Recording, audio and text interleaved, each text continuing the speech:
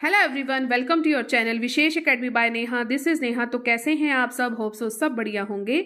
तो guys, channel पर चल रही थी हमारी एनसीईआरटी की सीरीज, जिसमें मैंने आपसे डिस्कस किया था लास्ट सिंधु घाटी सभ्यता और पाषाण काल।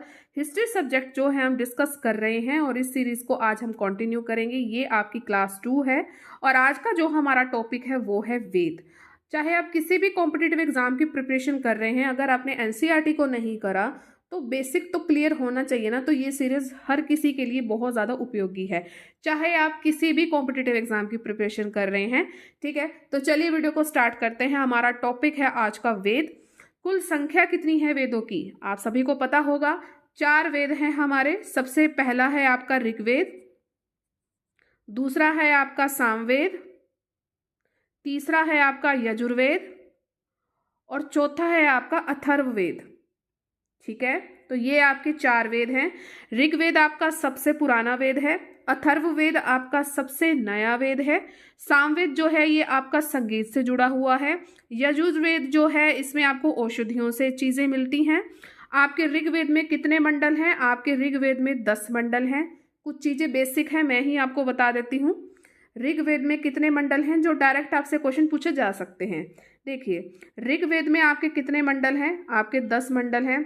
अगर आपसे क्वेश्चन ये पूछा गया कि जो प्राचीनतम मंडल है वो कौन से हैं ऋग्वेद में, तो जो प्राचीनतम मंडल हैं ऋग्वेद में वो हैं आपके 2 से 7 तक जितने भी मंडल आते हैं, ये सबसे पुराने मंडल हैं। ठीक है, और इसके बाद अगर आपसे ये पूछ लिया जाए कि वैदिक देवता कौन कौन से हैं, जो इम्पोर्टेंट क्वेश्चन है आपके, वैसे यहाँ पर लिखा भी हुआ है। ठीक है, जो वैदिक देवता हैं आपके वो हैं आपके इंद्र, वरुण, मित्र और नास्ते। ठीक है, नास्ते, ये आपके वैदिक देवता हैं। अगर आपसे ये क्वेश्चन पूछ लिया जाए कि ऋग्वेदिक जो है कालीन सबसे महत्वपूर्ण देवता, ऋग्वेदिक जब ये आपका टाइम पीरियड चल रहा था तो इस समय जो महत्वपूर्ण देवता कौन से थे? इस समय के जो महत्वपूर्ण देवता हैं वो है इंद्र और अग्नि। ध्यान रखिएगा, इंद्र, इसके 250 सूक्त हैं, मतलब सूक्त मतलब अच्छी बातें। ठीक है, और अग्नि के कितने सूक्त हैं? इसके 200 सूक्त हैं, 250 और 200। चीज ध्यान रखिएगा, ये महत्वपूर्ण देवता हैं। और इनकी भाषा कौन सी है? वैदिक आर्यों की भाषा कौन सी है? वो है हमारी संस्कृत, क्योंकि सबसे प्राचीनतम भाषा है तो संस्कृत भाषा है। वेदों के जो संकलन करता है वो कौन है? ये है महर्षि कृषि देवयान और वेदव्यास जी। ठीक है, तो जितनी ये वाली चीज़ें आपको दिख रही हैं, ये सभी के सभी, ये वाला चार्ट आपके लिए बहुत ज़्यादा इम्पोर्टेंट है। चलिए आगे बढ़ते हैं। ऋग्वेद के मंडल मैंने आपको अभी अभी बताए हैं कि 10 मंडल हैं, 2 से 7 जो हैं आपके सबसे पुराने हैं। जो आपका प्रथम मंडल है उसके रचयिता कौन है?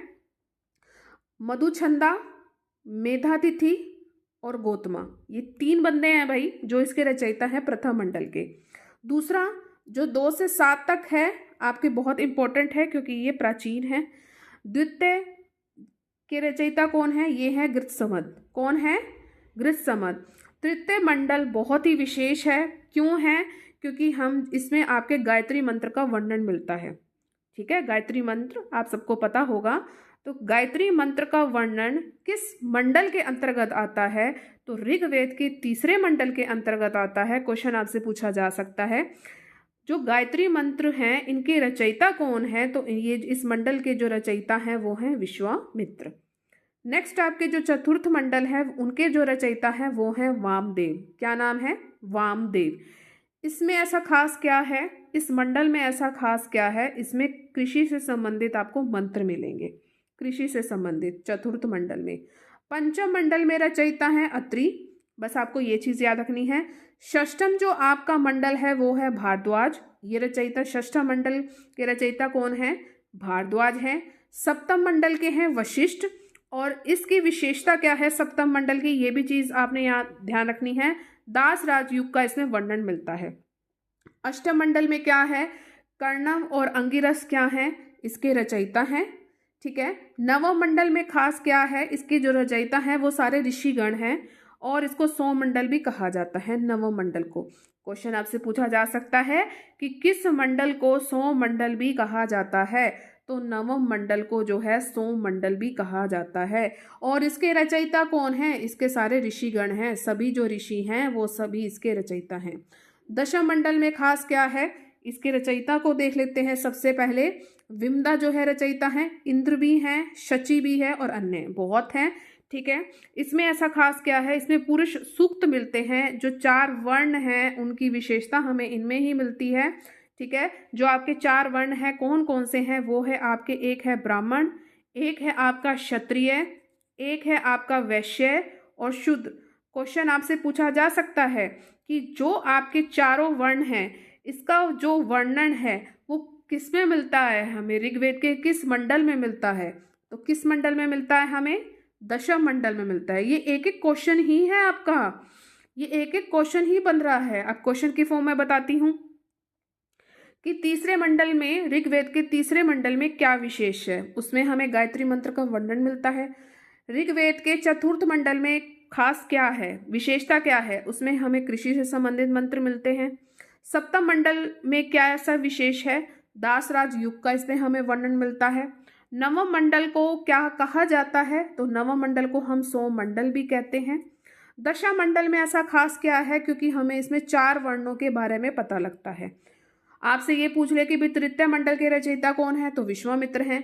चतुर्थ मंडल के रचयिता कौन है, वामदेव हैं। सप्तम मंडल के जो है रचयिता कौन है, वशिष्ठ हैं। षष्ठम मंडल के रचयिता कौन है, भारद्वाज है। देखिए कितने क्वेश्चन बन गए हैं। ये पूरी टेबल ही आपके लिए क्वेश्चन जो है परोस के दे देती है। ठीक है, चलिए आगे बढ़ते हैं। वैदिक साहित्य का विकास। ठीक है, संहिता एक होता है आपके, जो आपका साहित्य है ना उसको ना 4 भागों में इन्होंने बांट दिया है। ठीक है, सबसे पहले है आपका संहिता, दूसरा है आपका ब्राह्मण, तीसरा है आपका आरण्यक, चौथा है आपका उपनिषद। क्योंकि ये बहुत ज़्यादा ब्रॉड था तो इसको 4 भागों में बांट दिया है ताकि हमें समझने में थोड़ी आसानी हो। संहिता में क्या आते हैं, संहिता में आपके चारों वेद आते हैं, ऋग्वेद, यजुर्वेद, सामवेद, अथर्ववेद। ठीक है, ब्राह्मण क्या है, संहिता के भाष्य के रूप में जो है लिखे गए ग्रंथ हैं। इनको पढ़ना, इनको समझना थोड़ा सा मुश्किल था तो इसको, इसकी इजी लैंग्वेज के लिए हमने ब्राह्मण लिखे। ये इन्हीं को चारों ग्रंथों को समझने के लिए जो है हमने ब्राह्मण लिखे। आरण्यक क्या होते हैं, ब्राह्मण ग्रंथों के परिशिष्ट हैं। ये आरण्यक होता है इसका मतलब ही क्या है, जंगल, इनकी जो रचना हुई है वो जंगलों में हुई है।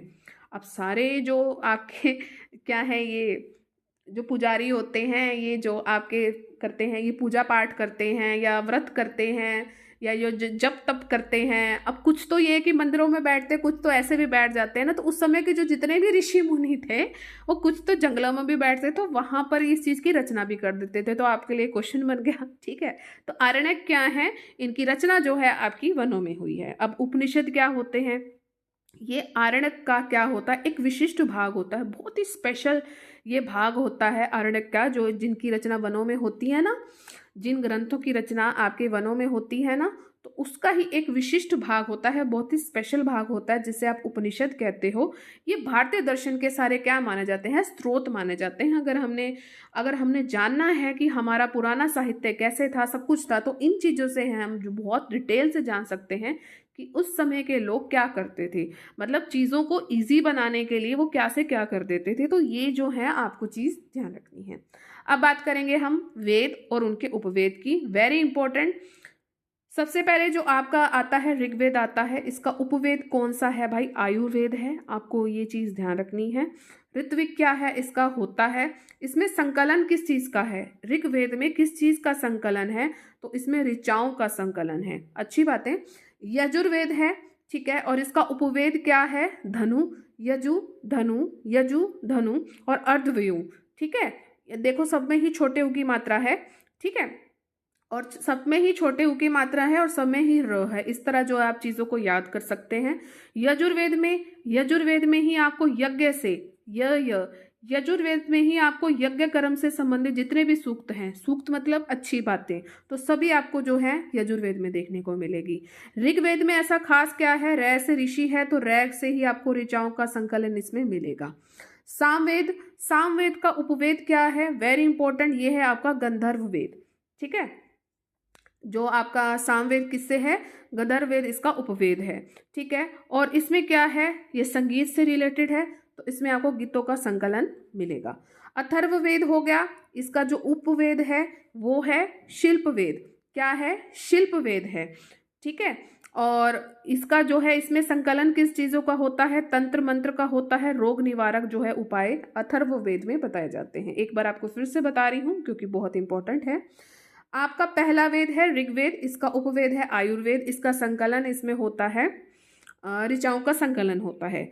यजुर्वेद है यजु, धनु, अर्धव्यू, ठीक है, और यज्ञ कर्म से संबंधित जो सूक्त हैं हमें इनकी जानकारी मिलती है।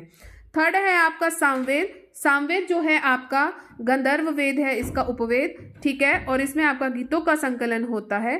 फोर्थ है आपका अथर्ववेद। अथर्ववेद में आपको शिल्प वेद जो है इसका उपवेद है, इसमें संकलन किन चीजों का होता है, तंत्र मंत्र का होता है, और रोग निवारक जो है उपाय हमें इसमें देखने को मिलते हैं। होप सो आपको समझ आ गया होगा। अब बात करेंगे हम कि जो हमारा मूल वैदिक साहित्य है उसको समझने के लिए हमने 6 वेदांग ग्रंथों की रचना की है। ठीक है, 6 वेदांग ग्रंथों की रचना की। अगर हमने अपने वैदिक साहित्य को समझना है तो इन ग्रंथों की हमने रचना की है, जिससे हम अपने वैदिक साहित्य को बहुत इजीली समझ सकेंगे। सबसे पहले आपका शिक्षा है, दूसरा आपका निरुक्त है, तीसरा आपका कल्प है, चौथा आपका छंद है, पांचवा है आपकी व्याकरण, और छठी है आपकी ज्योतिष। ठीक है, तो इन चीजों से जो है हम अपने वैदिक साहित्य को बहुत ही अच्छे से समझ सकते हैं। नेक्स्ट आगे बढ़ते हैं हम। वैदिक कालीन प्रमुख नदियां, उनके प्राचीन नाम, कौन कौन सी नदियां हैं और उनके पुराने नाम जो हैं आपको याद होने चाहिए। सबसे पहली है आपकी झेलम नदी, जिसे आप वितस्ता नदी भी कहते हैं। क्वेश्चन पूछा जा सकता है कि झेलम नदी का पुराना नाम क्या है। झेलम नदी का पुराना नाम है वितस्ता। क्या नाम है, वितस्ता। सेकंड है आपकी जो नदी है वो है चेनाब।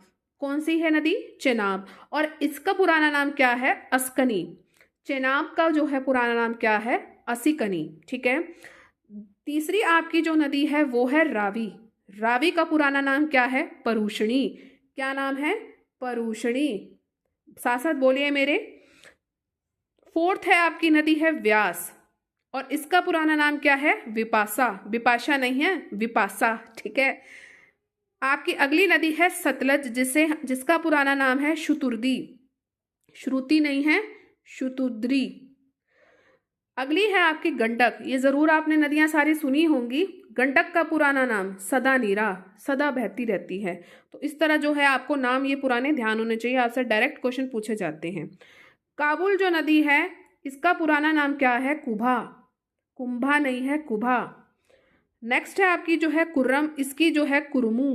क्या नाम है, कुरमू। एक है आपकी गोमल नदी, और इसका जो है पुराना नाम है गोमती।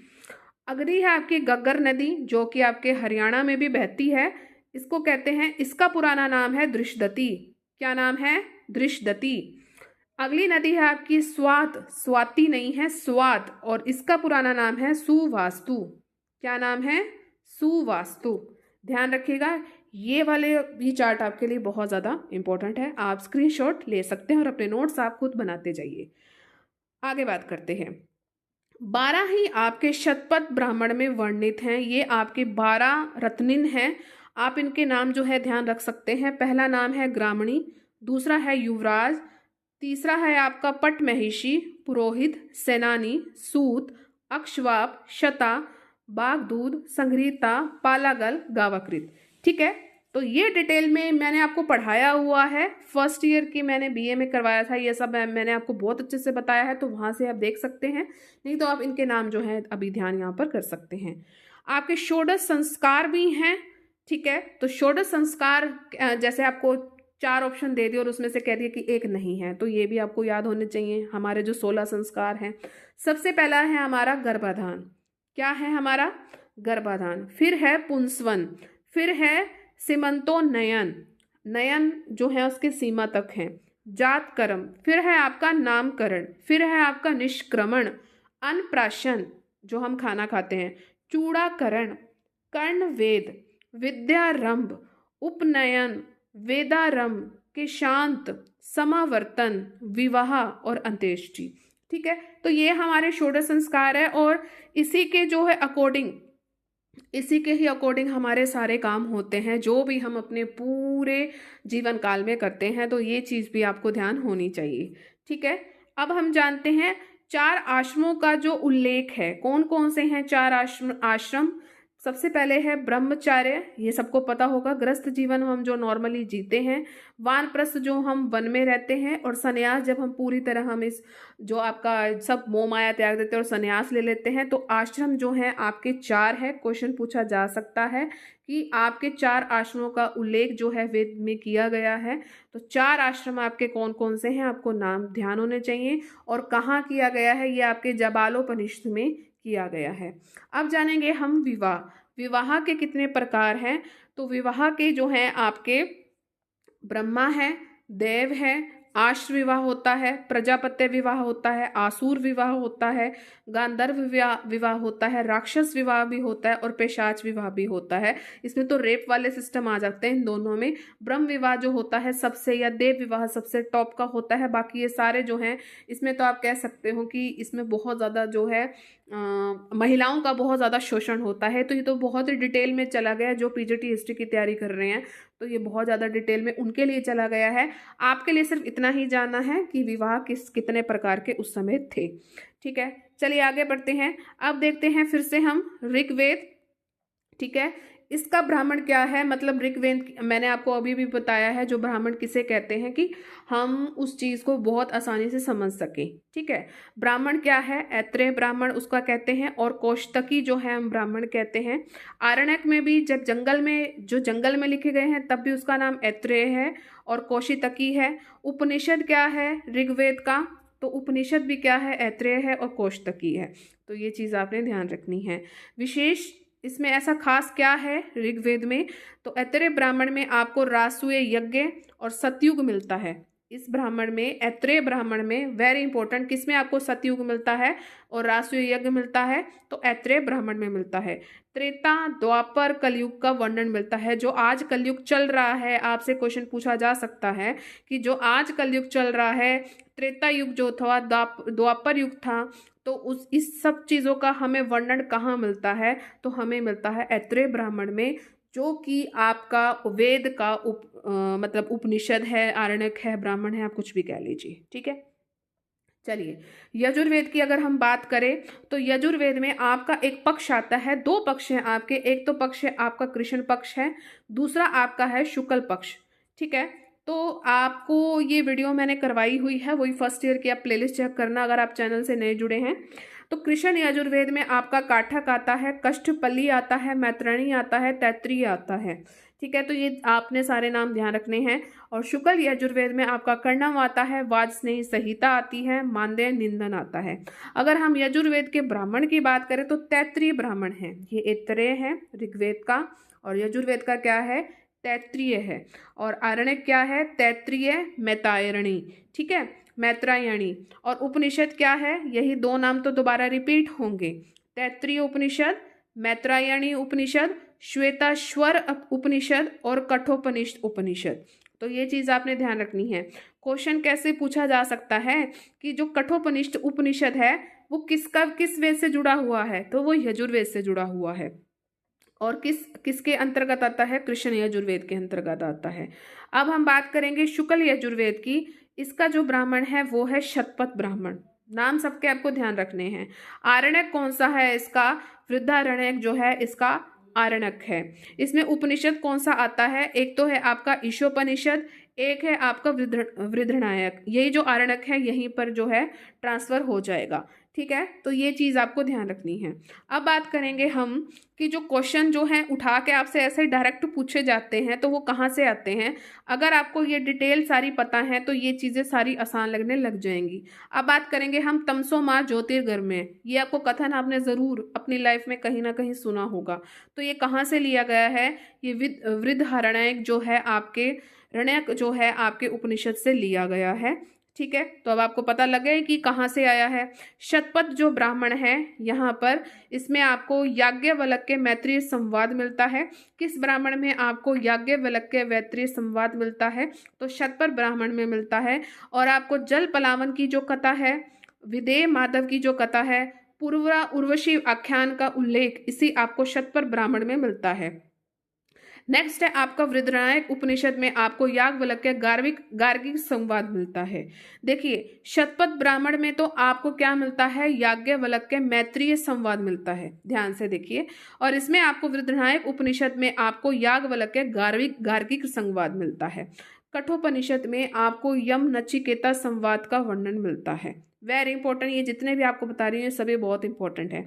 और स्त्रियों को यहाँ पर यज्ञोपवीत धारण करने का अधिकार जो है तैत्तिरीय उपनिषद देता है। कौन देता है इसका अधिकार? तैत्तिरीय उपनिषद जो है इसका अधिकार देता है। आगे बढ़ते हैं, सामवेद को अब हम पढ़ते हैं। सामवेद का जो आपका शाखा है, इसकी कौन कौन सी शाखा है? सबसे पहले शाखा है इसकी कोथूम, फिर है इसकी राणायनी है, फिर है जैमिनी है। अब इसके जो है आपके ब्राह्मण कौन कौन सा है? पंचविश है, छांदोग्य है, ठीक है, ध्यान रखेंगे, और जैमिनी है और षड्विश है, ठीक है। और इसके आरण्यक क्या है? छांदोग्य है, जैमिनी है, छांदोग्य और केन।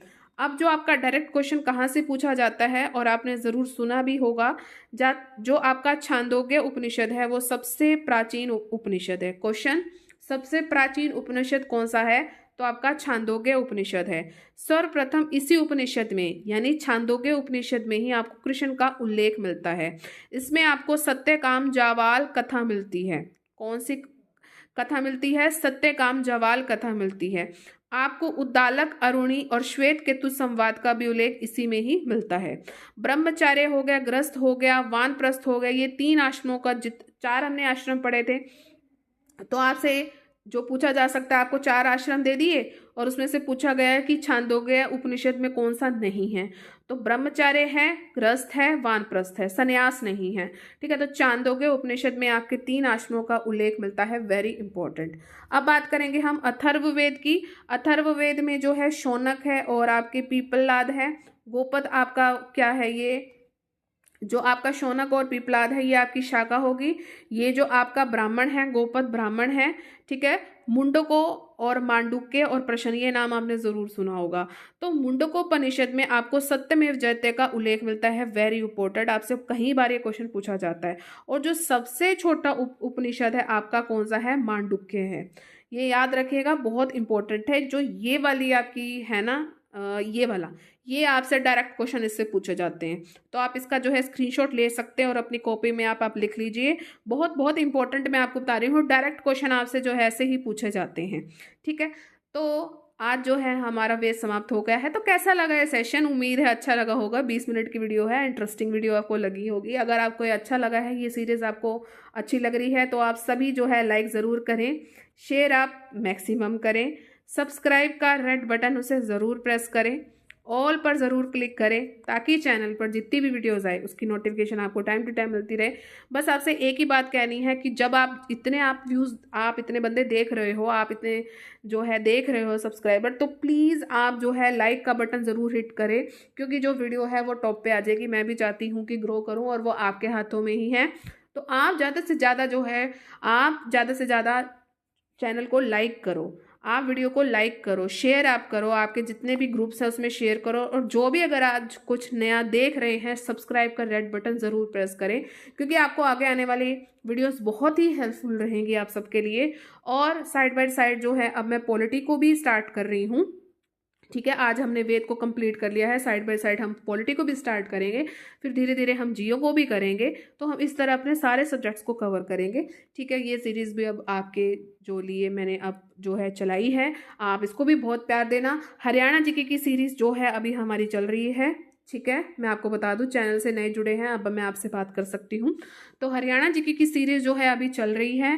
हिंदी की भी जो है मैंने आपको बहुत अच्छे क्वेश्चन जो है एमसीक्यू की फॉर्म में करवाए हैं, ठीक है। तो इनको भी मैं कंटिन्यू करूंगी। साथ में मैं आपको बता दूं कि मैं हिस्ट्री की लेक्चरर हूं, तो हिस्ट्री के लिए जो है आपको बहुत अच्छे अगर आप हिस्ट्री के स्टूडेंट्स हैं तो आप चैनल पर अच्छे से विजिट कर सकते हैं।